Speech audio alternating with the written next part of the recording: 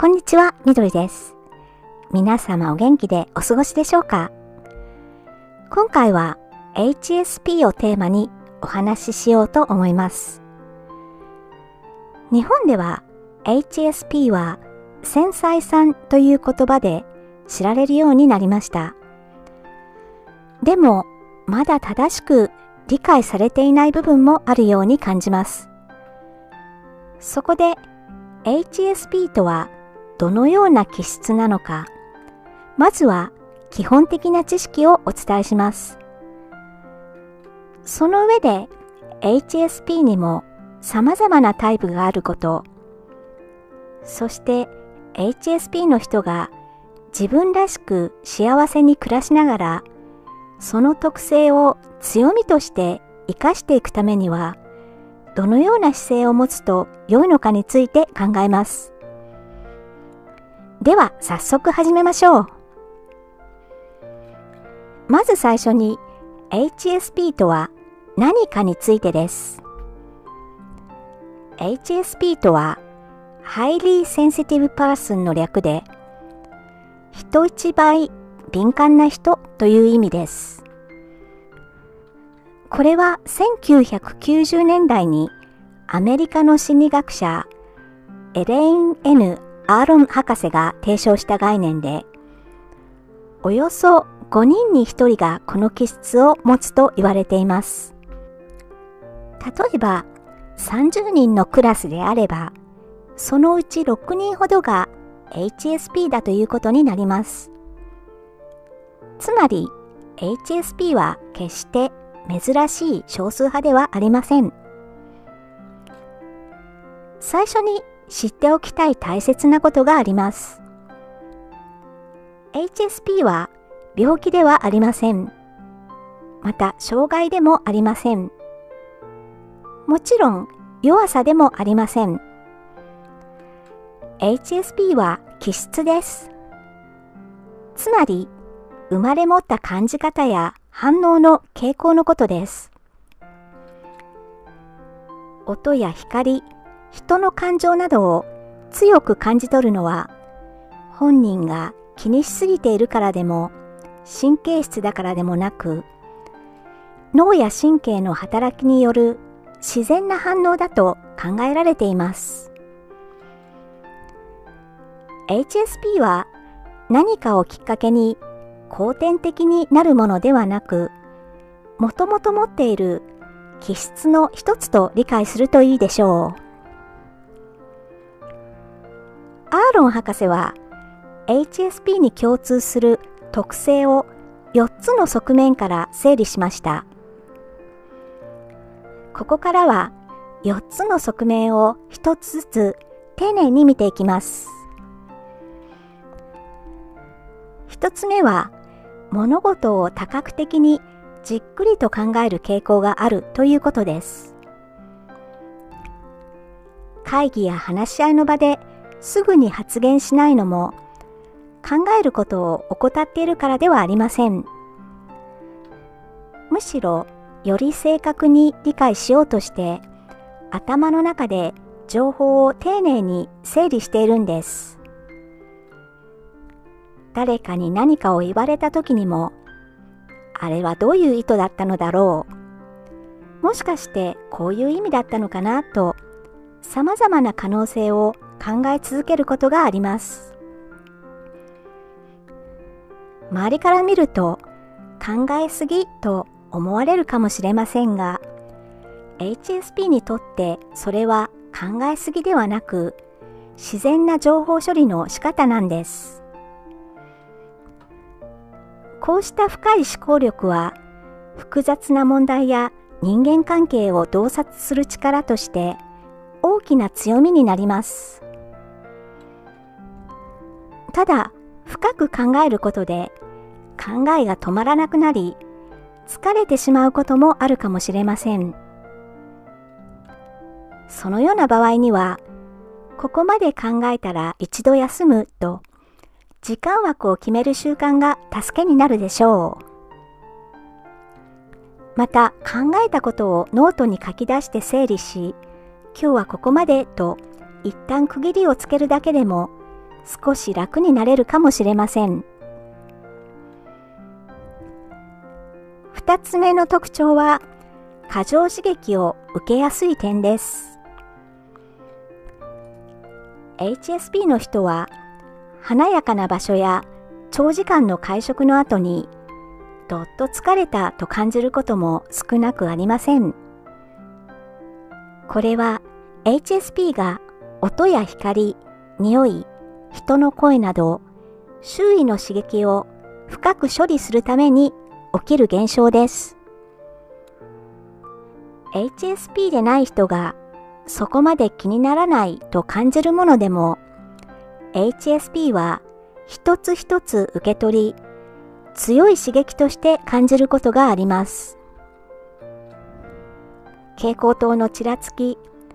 隣のテーブルの会話、空調の音、誰かのコロンの匂い。みんなは平気なのになぜ自分だけと悩んでしまうかもしれません。でも自分を責める必要はありません。刺激の受け取り方がそもそも違うからです。もし周囲の人が気にならないことでも自分には強い刺激として感じられるのなら、刺激の多い環境に身を置いた後には心を落ち着けるために意識的に休息する時間を確保するといいでしょう。安心できる一人の空間でくつろいだり、自然の中でリフレッシュしたりして心を回復させるんです。それは HSP にとって消耗を防ぐ大切なセルフケアになるでしょう。3つ目の特徴は感情反応、共感力の高さです。HSP には共感力が高く、周囲の人の感情の変化にも敏感に反応する傾向があります。例えば、同僚のため息や声のトーンのわずかな変化から何かがおかしいと感じ取ることがあります。ニュースで誰かが苦しんでいる話を聞いて、胸が締め付けられることもあるかもしれません。映画の登場人物の悲しみが自分の悲しみのように感じられることもあるでしょう。これらは HSP が持つ共感の深さの表れだと言えます。この力は人の心に寄り添う場面で大きな強みになります。しかしその一方で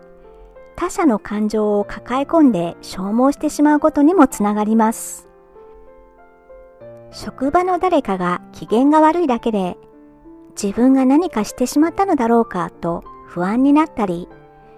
その人のために何かしなければと感じたりすることもあるかもしれません。そのような悩みがある場合には、自分と他人の心の境界線を意識することが役立ちます。相手の感情に気づいたからといって、そのすべてを自分が受け止めなければならないわけではありません。相手の気持ちを理解することと、その感情を自分が背負うこととは別のことです。誰かが不機嫌そうにしていたとしても、それは必ずしも自分のせいとは限りません。その人自身の疲れや悩み、その日の体調が関係していることもあります。そんな時は、私は相手の気持ちに気づいている。でもその感情をすべて解決する責任まで持たなくてもよいと心の中で確認してみましょう。そうすることで必要以上に相手の感情に巻き込まれにくくなるでしょ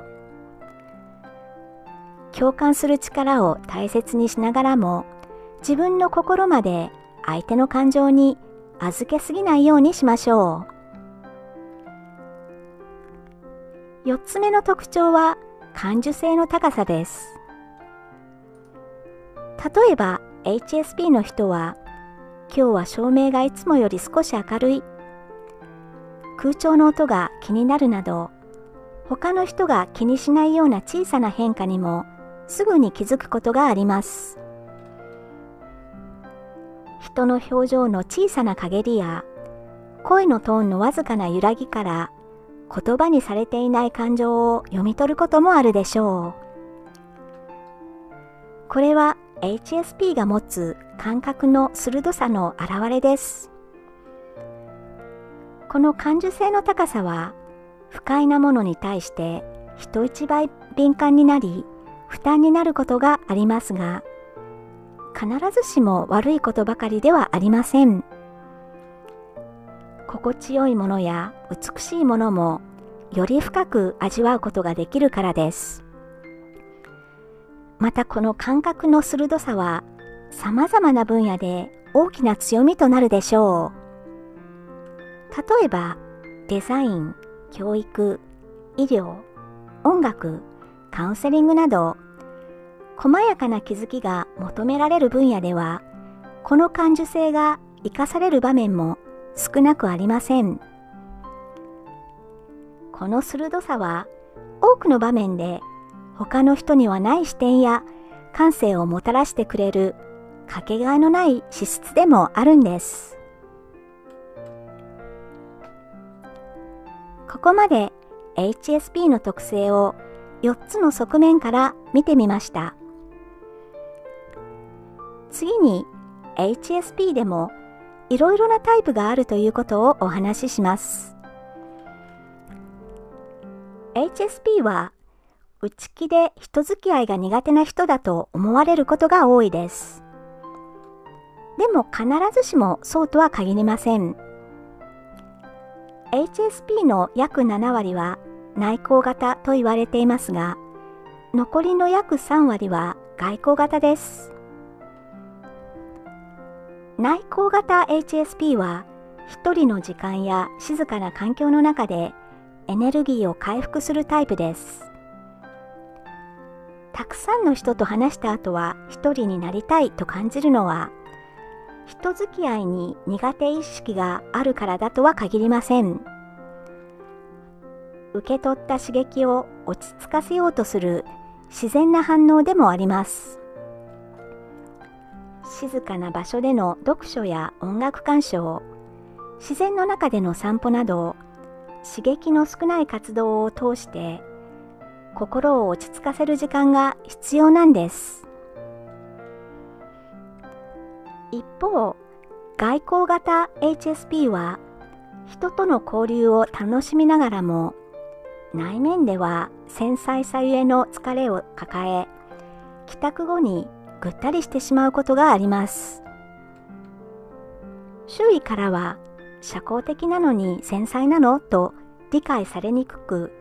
それが原因で孤立感を抱いてしまうこともあるかもしれません。外向型 HSP は社交の場で過ごした後は意識的に静かな時間を組み込むことが大切です。社交的なイベントの翌日は予定を入れず、家でゆっくり過ごす日を設けるなど、自分を整えるための時間を意識して取るといいでしょう。これは弱さではなく、自分の心と体を回復させるために必要な時間です。さらに HSP の中には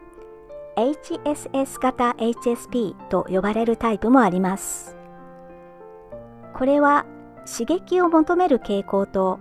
繊細な感受性の両方を持ち合わせた人たちです。新しい場所に行くことが好きで、挑戦的なプロジェクトに心が躍る。変化を楽しみ、次々と新しいことに取り組む行動力がある。未知のものへの好奇心が強く、旅行や新しいスキルの習得に惹かれていく。その一方で、刺激が続くと急に疲れてしまい、もう動けないという状態になることもあります。相反するものが自分の中にあるため、本人からすると自己矛盾のように感じて悩んでしまうこともあるでしょう。しかしこれは矛盾でも弱さでもありません。2つの特性がその人の中に同居しているだけです。どちらの自分も本物であり、どちらかを封じ込める必要はありません。HSS 型 HSP が自分らしく過ごすためには、活動する時間と回復する時間のリズムを自分に合わせて意識的に作ることが大切です。行動力や好奇心を発揮した後は十分な休息をとる。予定を詰め込みすぎず、スケジュールに何もしない時間を入れる。週末に自然の中で過ごしたり、スマートフォンを手放して静かな時間を持ったりして感覚をリセットする。そうした工夫の積み重ねが燃え尽きを防ぎ、HSS 型 HSP としての強みを長く発揮し続けることにつながるでしょう。ここまで HSP の基本的な特性と HSP の中にも様々なタイプがあることをお話ししてきました。HSP について知ったことで、自分が生きづらさを感じていたのは弱いからではなかったのだとほっとした方もいるかもしれません。その安心感はとても大切なものです。自分を責め続けていた人にとって HSP についての知識は自分を理解するための大きな手がかりになるでしょう。では HSP の人が自分らしく幸せに暮らしていくにはどのような姿勢を持つといいのでしょうか。まず意識したいのは、これまでネガティブに捉えてきた自分の特性を別の角度から見直してみることです。例えば、外部の刺激に敏感なため、自分は打たれ弱い、神経質だと自分の特性を否定的に見ていたかもしれません。でもそれは決して弱さではなく、感受性の高さという強みでもあります。他人の表情や声のトーンから感情の変化を察したり、場の空気を読み取って衝突を未然に防ぐように行動したりできるのは、HSP が持つ共感力や洞察力の表れです。その感受性は人間関係を円滑にする力としても生かすことができるんです。もう一つ意識したいのは、自分に合った環境を整えることです。HSP にとって気合や根性だけで刺激の多い環境に耐え続けることは心と体の消耗につながります。だからこそ自分がどのような刺激に疲れやすいのか、どのような環境なら落ち着いて過ごせるのかを知り、環境や行動を自分が楽になるように調整することが必要です。例えば、人混みに出かけた後は予定を詰め込まない。疲れを感じる前に静かな場所で一息つく。照明や音、匂いなどが気になる場合には、できる範囲で環境を整える。スマートフォンや SNS から離れる時間を作る。こうした小さな工夫の積み重ねが HSP にとって大切なセルフケアになります。休むことは怠けることではありません。自分のリズムに合った休み方を知り、必要な時に回復する時間を取ることは、自分を守りながら力を発揮するための土台です。それから HSP という言葉を自分の可能性を狭めるために使わないことも大切です。私は HSP だからこれはできないと決めつけてしまうと、本当は挑戦できることまで遠ざけてしまうかもしれません。HSP についての知識は自分を理解するための入り口であり、自分を閉じ込めるための枠ではありません。大切なのは自分の特性を知った上で無理をしすぎず、でも必要以上に自分を固定化して縛り付けないことです。HSP として生きることは社会の中で不利になることばかりではありません。深く考える力、人の気持ちに気づく力、小さな変化を感じ取る力は適切に使えば様々な場面で大きな力を発揮します。自分の繊細さを否定するのではなく、理解し、整え、生かしていく。その姿勢が HSP の人が自分らしく幸せに生きていくための鍵となるでしょう。ということで今回は HSP とはどのような気質なのか、基本的な特性、そして HSP の中にも様々なタイプがあることをお伝えしました。HSP は病気でも弱さでもありません。人よりも深く感じ取り、深く考え、周囲の変化に気づきやすい特性です。そのために疲れやすかったり、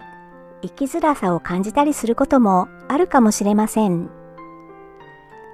でもその繊細さは決して否定すべきものではありません。深く多角的に考えられること、人の気持ちに寄り添えること、美しいものを深く味わえること、小さな違和感に気づけることは HSP の人が持つ貴重な力なんです。大切なのは自分の敏感さを弱みではなく特性として受け入れることです。そして環境や行動を自分に合うように調節し、セルフケアを行いながら自分らしく力を発揮するための土台を意識して作っていくことです。HSP についての知識があなたを縛るものではなく、自分を正しく理解し、自分らしく幸せに生きるための手がかりになりますように願ってます。最後までお付き合いいただきましてありがとうございました。これからも時々心理学の学びをシェアします。応援していただけたら嬉しいです。よろしくお願いいたします。それではまた次回お会いしましょう。